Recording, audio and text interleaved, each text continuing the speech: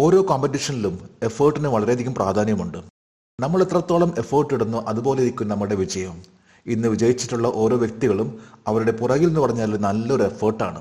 അവർ സമയം കണ്ടെത്തിക്കൊണ്ട് ആ ഒരു ലക്ഷ്യത്തിന് വേണ്ടി ശ്രമിച്ചതുകൊണ്ട് മാത്രമാണ് അവർക്ക് അവിടെ എത്താൻ സാധിക്കുന്നത്. അപ്പം അതുപോലെ തന്നെ നമ്മളും ഓരോ കാര്യങ്ങളിലേക്ക് നമ്മൾ വിജയിക്കുന്നതിന് വേണ്ടി നന്നായിട്ട് എഫേർട്ട് ഇട്ടതൊക്കെ തീർച്ചയായിട്ടും നമുക്ക് വിജയിക്കാൻ സാധിക്കും. കോമ്പറ്റേറ്റീവ് എക്സാമിന് കറണ്ട് അഫേഴ്സിനും പ്രാധാന്യമുണ്ട്. അതുകൊണ്ട് നമ്മൾ എപ്പോഴും കുറച്ച് സമയം കറണ്ട് അഫേഴ്സിന് വേണ്ടിയും മാറ്റിവെക്കാൻ ശ്രമിക്കണം. ഇന്ന് മെയ് 28 ലേറ്റസ്റ്റ് കറണ്ട് അഫേഴ്സുമായിട്ട് ജൈഡിസ് current affairs. 2024 May 27 ONV cultural അക്കാദമിയുടെ സാഹിത്യ അവാർഡ് ആർക്കാണ് ലഭിച്ചത്? പ്രതിഭ റേ. ഇന്നലെ മെയ് 27 ഇന്നലെയായിരുന്നു ONV കൾച്ചറൽ അക്കാദമിയുടെ സാഹിത്യ അവാർഡ് നൽകി ആദരിച്ചത്. ഈ അവാർഡ് നേരത്തെ പ്രഖ്യാപിച്ചിരുന്നു. എന്നാൽ ഇന്നലെയായിരുന്നു ഈ അവാർഡ് നൽകി ആദരിച്ചിട്ടുള്ളത്. 2024 ONV കൾച്ചറൽ അക്കാദമി അവാർഡ് ലഭിച്ചിട്ടുള്ളത് പ്രതിഭ റേക്കാണ്. തിരുവനന്തപുരത്ത് നടന്നിട്ടുള്ള ചടങ്ങിലാണ് ചീഫ് മിനിസ്റ്റർ പിണറായി വിജയൻ ഈ ഒരു അവാർഡ് നൽകി ആദരിച്ചിട്ടുള്ളത്. പ്രതിഭ റേ ഒഡീഷ റൈറ്ററാണ്. ഈ പ്രാവശ്യത്തെ ONV അവാർഡ് ലഭിച്ചിട്ടുള്ളത് പ്രതിഭ റേക്കാണ്. ഈ അവാർഡിൽ ഉൾപ്പെടുന്ന ഒന്നാണ് 3 ലക്ഷം രൂപയും പ്രശസ്തി പത്രവും അതുപോലെ തന്നെ സ്റ്റാച്യൂയും.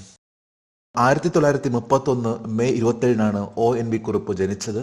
അദ്ദേഹത്തിന്റെ ജന്മവാർഷികത്തോടനുബന്ധിച്ചാണ് എല്ലാ വർഷവും മെയ് 27 ഈ അവാർഡ് നൽകി ആദരിക്കുന്നത്. പ്രതിഭ റേ 2011 ജ്ഞാനപീഠ അവാർഡ് നേടിയിട്ടുള്ള വ്യക്തിയും 2022 പത്മഭൂഷൺ അവാർഡ് നേടിയിട്ടുള്ള വ്യക്തിയാണ്. ജ്ഞാനപീഠ അവാർഡ് നൽകാൻ തുടങ്ങിയിട്ടുള്ളത് 1965 ആദ്യത്തെ ജ്ഞാനപീഠ അവാർഡ് ലഭിച്ചിട്ടുള്ളത് G ശങ്കരക്കുറുപ്പിനാണ്. ഇപ്പൊ കേരളത്തിലെ എത്ര രാജ്യസഭാ അംഗങ്ങളുടെയും കാലാവധി 1 ജൂലൈ 2024 അവസാനിക്കും? 3. ഇപ്പൊ കേരളത്തിൽ 3 പേരുടെ രാജ്യസഭാ അംഗമാണ് ഈ വരുന്ന ജൂലൈ 1 അവസാനിക്കുന്നത്. ഇതനുസരിച്ച് കേരളത്തിൽ 3 രാജ്യസഭാ സീറ്റും മഹാരാഷ്ട്രയിൽ 1 രാജ്യസഭാ സീറ്റാണ് ഈ വരുന്ന ജൂലൈ 1 അവസാനിക്കുന്നത്. MP മാരായിട്ടുള്ള ബിനോയ് വിശ്വം, ഇളമരം കരീം, ജോസ് കെ മാണി എന്നീ 3 പേരാണ് ഇപ്രാവശ്യത്തെ അതായത് ജൂലൈ 1 രാജ്യസഭ MP സ്ഥാനം അവസാനിക്കുന്നത്. ഒരു രാജ്യസഭാ അംഗത്തിന്റെ കാലാവധി എന്ന് പറയുമ്പോൾ 6 വർഷമാണ്. LDFന് 2 സീറ്റും UDFന് 1 സീറ്റുമാണ് ഈ വരാൻ പോകുന്ന 3 രാജ്യസഭ സീറ്റിലേക്കുള്ള ഇലക്ഷനിൽ ഉള്ളത്. ജൂൺ 25 രാജ്യസഭയിലേക്കുള്ള ഇലക്ഷൻ.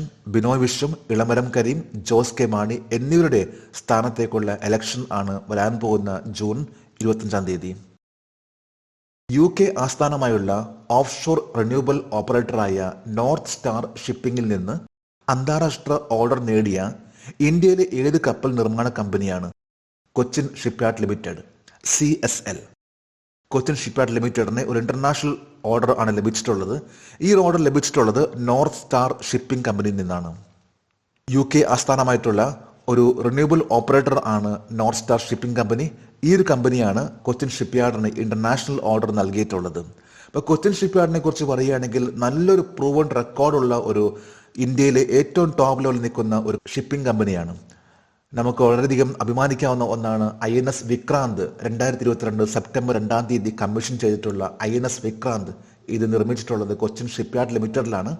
അതുപോലെ നിരവധി ഇന്ത്യൻ നേവിക്കുള്ള വാർഷിപ്പുകൾ, അന്താരാഷ്ട്ര കമ്പനികൾക്ക് വേണ്ടിയുള്ള നിരവധി കപ്പലുകൾ നൽകിയിട്ടുള്ള ഒരു ഇന്ത്യയിലെ ടോപ്പ് ലെവലിൽ വരുന്ന ഷിപ്പിംഗ് കമ്പനിയാണ് CSL, അതായത് കൊച്ചിൻ ഷിപ്പ്യാർഡ് ലിമിറ്റഡ്.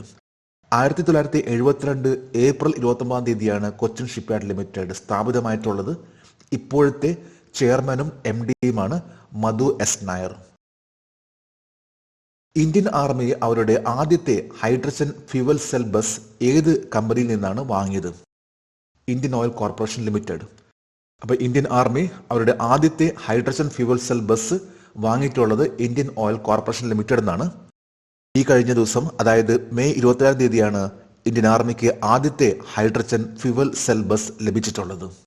ഇതിന്റെ ഭാഗമായിട്ട് നടത്തിയിട്ടുള്ള മെമ്മോറാണ്ടം ഓഫ് അണ്ടർസ്റ്റാൻഡിംഗ് ഒരു ധാരണാപത്രത്തിൽ ഇന്ത്യൻ ആർമിയുടെ ചീഫ് ആയിട്ടുള്ള ജനറൽ മനോജ് പാണ്ഡെയും ഇന്ത്യൻ ഓയിലിന്റെ ചെയർമാൻ ആയിട്ടുള്ള ശ്രീകാന്ത് മാധവ് വൈദ്യയും ഒരുമിച്ച് കരാറിൽ ഒപ്പുവെച്ചു. ഇതനുസരിച്ച് ഇന്ത്യൻ ആർമിക്ക് ഹൈഡ്രജൻ ഫ്യൂവൽ ബസിന്റെ സപ്ലൈ നൽകാൻ പോകുന്നത് ഇന്ത്യൻ ഓയിൽ കമ്പനിയാണ്.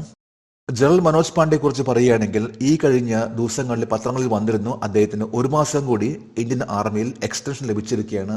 ഈ മാസം വിരമിക്കേണ്ടതാണ്. എന്നാൽ അദ്ദേഹം അടുത്ത മാസമായിരിക്കുള്ളൂ, അതായത് 1 മാസം കൊണ്ട് ഇന്ത്യൻ ആർമിയുടെ ചീഫ് ആയിരിക്കുള്ളൂ general Manoj Pande. Electro chemical പ്രോസസ്സിലൂടെ ഇലക്ട്രിസിറ്റി ആയിട്ട് കൺവേർട്ട് ചെയ്യുന്ന ഒന്നാണ് ഹൈഡ്രജൻ ഫ്യൂവൽ സെൽ ടെക്നോളജി. ഈ ഒരു ടെക്നോളജിയാണ് ഇപ്പോഴത്തെ ബസ്സുകളിൽ അല്ലെങ്കിൽ ഇപ്പോഴത്തെ വാഹനങ്ങളിൽ ഇപ്പോൾ ഉപയോഗിച്ചുകൊണ്ടിരിക്കുന്നത്. 24 വർഷത്തിന് ശേഷമുള്ള ആദ്യത്തെ ഫ്രഞ്ച് പ്രസിഡന്റിന്റെ സ്റ്റേറ്റ് സന്ദർശനത്തിൽ ആരാണ് ജർമ്മനിയിലേക്ക് പോകുന്നത്? Emmanuel Macron. ഫ്രാൻസിന്റെ പ്രസിഡന്റ് ആണ് Emmanuel Macron. France president Emmanuel Macron ആണ് ഒരു സ്റ്റേറ്റ് വിസിറ്റ് ജർമ്മനിയിലേക്ക് 24 വർഷത്തിന് ശേഷമുള്ള ഒരു ആദ്യത്തെ ഒരു ഫ്രഞ്ച് പ്രസിഡന്റ് ആണ് ഇപ്പോൾ ഇത്തരത്തിലുള്ള ഒരു സന്ദർശനം. ഈ കഴിഞ്ഞ 26 മെയ് ഞായറാഴ്ചയായിരുന്നു ഫ്രഞ്ച് പ്രസിഡന്റ് ഇമ്മാനുവൽ മാക്രോൺ ജർമ്മനിയിലേക്ക് 3 ഡേയ്സിന്റെ ഒരു വിസിറ്റ് നടത്തുന്നത്. 24 വർഷത്തിന് ശേഷമുള്ള ഒരു ആദ്യത്തെ ഫ്രഞ്ച് പ്രസിഡൻഷ്യൽ വിസിറ്റ് ആണ് ജർമ്മനിയിലേക്ക് ഫ്രഞ്ച് പ്രസിഡന്റ് ഇമ്മാനുവൽ മാക്രോന്റെ. പ്രധാനമായിട്ടും അദ്ദേഹത്തിന്റെ സന്ദർശനം ജർമ്മനിയുടെ ക്യാപിറ്റൽ ആയിട്ടുള്ള ബെർലിൻ കൂടാതെ ഡ്രെസ്ഡൻ, മ്യൂൺസ്റ്റർ എന്നീ സ്ഥലങ്ങൾ സന്ദർശിക്കും. ഈ ഒരു സന്ദർശനം വളരെ പ്രധാനപ്പെട്ട ഒരു സന്ദർശനമാണ്. കാരണം അടുത്ത മാസം വരാൻ പോകുന്ന യൂറോപ്യൻ യൂണിയൻ പാർലമെന്ററി ഇലക്ഷന്റെ മുന്നോടിയായിട്ടുള്ള ഒരു സന്ദർശനമാണ് ഇപ്പോൾ ഫ്രഞ്ച് പ്രസിഡന്റ് ഇമ്മാനുവൽ മാക്രോന്റെ ജർമ്മനിയിലേക്കുള്ള സന്ദർശനം. 2025 മെയ് 31 വരെ DRDOയുടെ ചുമതല വഹിക്കുന്ന DRDO ചെയർമാന്റെ പേര് ഡോക്ടർ സമീർ കാമത്ത്. ഇപ്പോൾ DRDOയുടെ ഇപ്പോഴത്തെ ചെയർമാൻ ആണ് ഡോക്ടർ സമീർ കാമത്ത്. അദ്ദേഹത്തിന് അടുത്ത വർഷം 2025 മെയ് 31 വരെ DRDOയുടെ ചെയർമാൻ ആയിരിക്കുള്ളൂ. ഡോക്ടർ സമീർ കാമത്താണ് DRDOയുടെ ചാർജ് വഹിക്കുന്ന ചെയർമാൻ. മിക്കവാറും ടോപ്പ് ലെവൽ വരുന്ന ഓരോ അപ്പോയിന്റ്മെന്റ്സും നടത്തുന്ന കമ്മിറ്റിയാണ് അപ്പോയിന്റ്മെന്റ് കമ്മിറ്റി. അപ്പോയിന്റ്മെന്റ് കമ്മിറ്റിയാണ് ഈ കഴിഞ്ഞ മെയ് 27 ഡോക്ടർ സമീർ വി കാമത്തിന്റെ അപ്പോയിന്റ്മെന്റ് വീണ്ടും ഒരു വർഷത്തേക്കുള്ള അദ്ദേഹത്തിന്റെ എക്സ്റ്റൻഷൻ അപ്രൂവൽ നൽകിയിട്ടുള്ളത്. ഈ ഒരു പ്രപ്പോസൽ, അതായത് എക്സ്റ്റൻഷനുള്ള പ്രപ്പോസൽ വന്നിട്ടുള്ളത് മിനിസ്ട്രി ഓഫ് ഡിഫൻസിൽ നിന്നാണ്. ഇപ്പോഴത്തെ ഡിഫൻസ് റിസർച്ച് ആൻഡ് ഡെവലപ്മെന്റ് ഓർഗനൈസേഷന്റെ സെക്രട്ടറിയാണ് ഡോക്ടർ സമീർ വി കാമത്ത്, ഒപ്പം DRDOയുടെ ചെയർമാൻ. ഇപ്പോൾ DRDO ഇത് മിനിസ്ട്രി ഓഫ് ഡിഫൻസിന്റെ അണ്ടറിൽ വരുന്ന ഒരു ഓർഗനൈസേഷൻ ആണ്. 1958 DRDO സ്ഥാപിതമായിട്ടുള്ളത്. 58 സ്ഥാപിതമായിട്ടുള്ള മിനിസ്ട്രി ഓഫ് ഡിഫൻസിന്റെ കീഴിൽ വരുന്ന ഒരു ഓർഗനൈസേഷൻ ആണ് DRDO. ഇതിന്റെ ഇപ്പോഴത്തെ സെക്രട്ടറിയും ചെയർമാനുമാണ് ഡോക്ടർ സമീർ വി കാമത്ത്. ഇന്നലെ മെയ് 27 ഇന്നലത്തെ കറണ്ട് അഫയേഴ്സിലെ ഒരു ചോദ്യമായിരുന്നു, ഇന്ത്യൻ പ്രീമിയർ ലീഗിന്റെ ഉദ്ഘാടന പതിപ്പിൽ വിജയിച്ച ടീം ഏത്? ഇതിന്റെ ഉത്തരം രാജസ്ഥാൻ റോയൽസ്. രാജസ്ഥാൻ റോയൽസ് ആണ് 2008 ആരംഭിച്ചിട്ടുള്ള ഇന്ത്യൻ പ്രീമിയർ ലീഗ്. ഇതിന്റെ ആദ്യത്തെ പതിപ്പ്, ആദ്യത്തെ മത്സരം വിജയിച്ചിട്ടുള്ളത് രാജസ്ഥാൻ റോയൽസ് ആണ്. ഇപ്പോഴത്തെ ഇന്ത്യൻ പ്രീമിയർ ലീഗ് വിജയിച്ചിട്ടുള്ളത് കൊൽക്കത്ത നൈറ്റ് റൈഡേഴ്സും. ജഡീസ് കറണ്ട് അഫയേഴ്സിന്റെ ഇന്നലത്തെ ഈ ചോദ്യത്തിന് മറുപടി നൽകിയിട്ടുള്ള ഓരോരുത്തർക്കും ജഡീസ് കറണ്ട് അഫയേഴ്സിന്റെ ആശംസകൾ. നമുക്ക് ഇന്നത്തെ കറണ്ട് അഫയേഴ്സ് ഒന്നുകൂടി റിവൈസ് ചെയ്യാം. 2024 മെയ് 27 ONV കൾച്ചറൽ അക്കാദമിയുടെ സാഹിത്യ അവാർഡ് ആർക്കാണ് ലഭിച്ചത്? പ്രതിഭ റേ. കേരളത്തിലെ എത്ര രാജ്യസഭാ അംഗങ്ങളുടെ കാലാവധി 1 ജൂലൈ 2024 അവസാനിക്കും? 3.